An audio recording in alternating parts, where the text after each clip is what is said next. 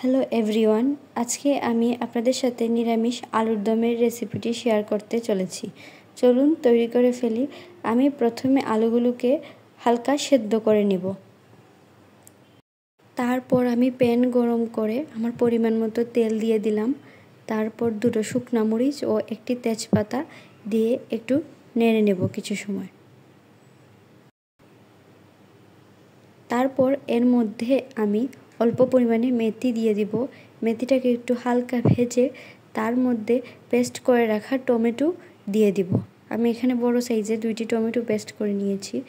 তারপর এখানে আমি হলুদ গুঁড়ো, মরিচ গুঁড়ো, জিরা গুঁড়ো, ধনে গুঁড়ো সবগুলো দিয়ে দিলাম। আমি আমার পরিমাপ মতো দিয়েছি, আপনারাও দিতে পারেন। আমি আমার পরিমাপটা লিখে দিব। তারপর অল্প কিছুক্ষণ ভেজে নিব আবারও।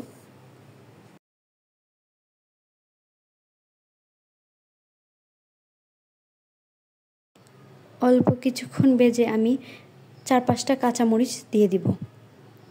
দিয়ে আবারও কিছু সময় নেড়ে নিব। ঝালটা আপনি আপনাদের ইচ্ছা মতো দিবেন। তারপর আমি সেদ্ধ করে রাখা আলুগুলো দিয়ে দিব। দিয়ে আবারও বেশ কিছুক্ষণ ভালো করে ভেজে নিব। আপনারা চাইলে আলুটাকে আলাদা করেও ভাজতে পারেন, আমি একই সাথে দিয়ে দিলাম। তারপর পরিমাণ মতো আমি নুন দিয়ে আবারও কিছু সময় নেড়ে ভেজে নিব ভালো করে।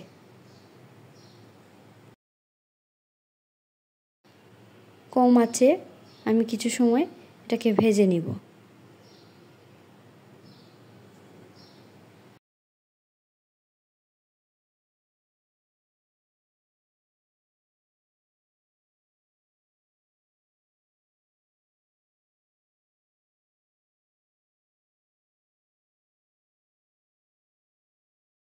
আমার প্রায় ভাজা হয়ে গেছে।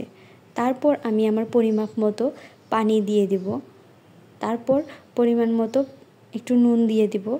দিয়ে আরও কিছু সময় জাল করে নিব।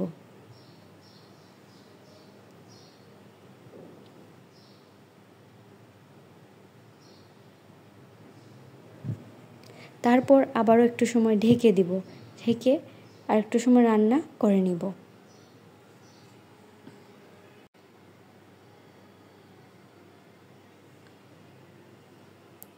আবারও কিছু সময় একটু নেড়ে নেব।